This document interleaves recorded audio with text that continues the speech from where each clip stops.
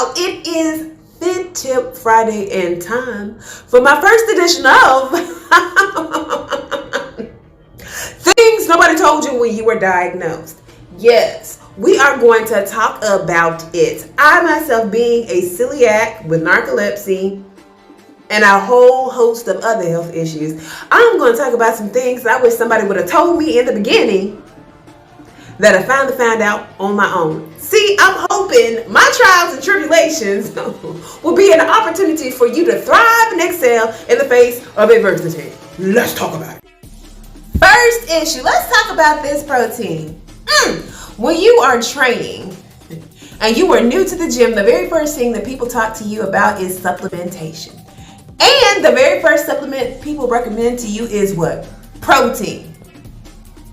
Lord God Almighty, let me tell you, I wish somebody would have told me that protein supplements is not that, they're not for everybody.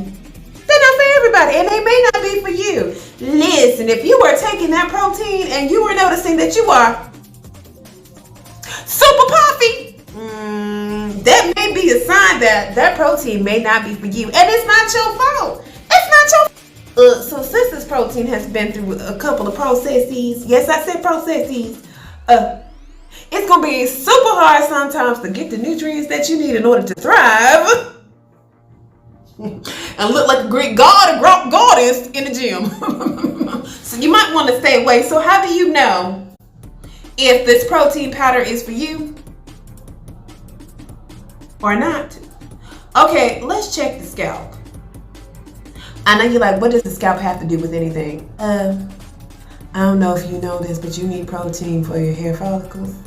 And if your hair is fragile and brittle and breaking off, you might have problems with malabsorption, which means your body is not absorbing the protein that you're getting, which means that protein powder is trash. You might want to stick to fish, beef, chicken, turkey, beans, whatever other source, natural source that you can get protein in, you might want to utilize. Cause protein powder, very much like hose. Yes, I said hose. Don't tell my mama I said hose, but I said it. Protein powder, much like hose, not for everybody. Well, no, hose ain't for everybody. They might want to be for everybody, but everybody don't want no hose. But I digress. Let me get back on the subject.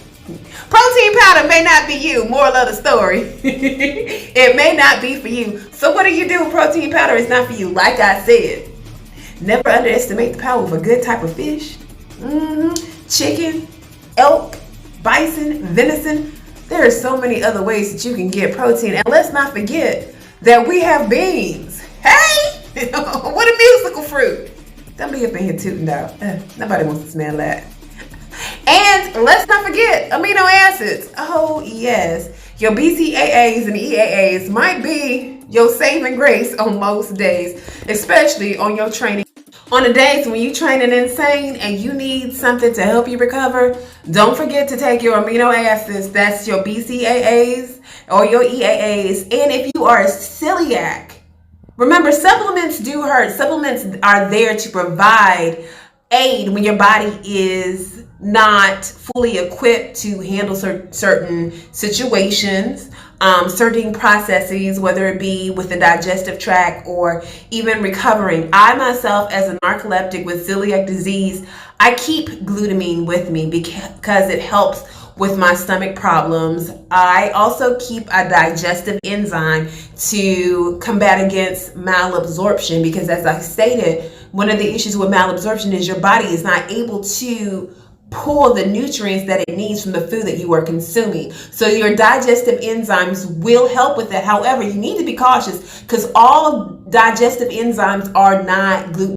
All digestive enzymes are not gluten-free, so make sure that you are reading the label, because the last thing you want to do is take a digestive enzyme to counteract malabsorption and end up running the risk of being exposed to more gluten. Because when you are exposed to gluten, depending on the individual, it can take anywhere from 3 weeks to a couple of months for your body to recover and heal and for you to feel like 100% again. So you want to read the label and you want to pay attention to your body, because what works for one person may not work for the next person.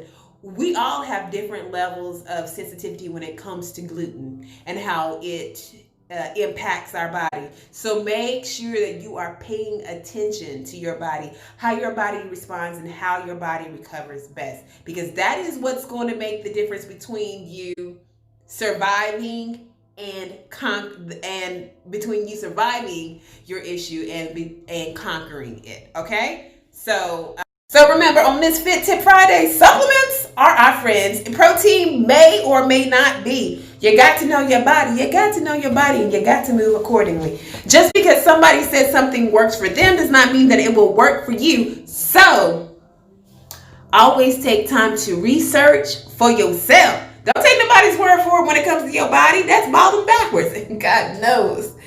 After the year we had in 2020 and the 3 years before that, we don't need to ball backwards no more.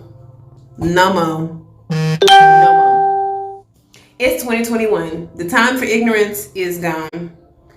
Value yourself, your body, and your health, and do what is best in order for you to excel and achieve. That's my 2 cents for right now. In the meantime, between time, until we see each other again next Fit Tip Friday.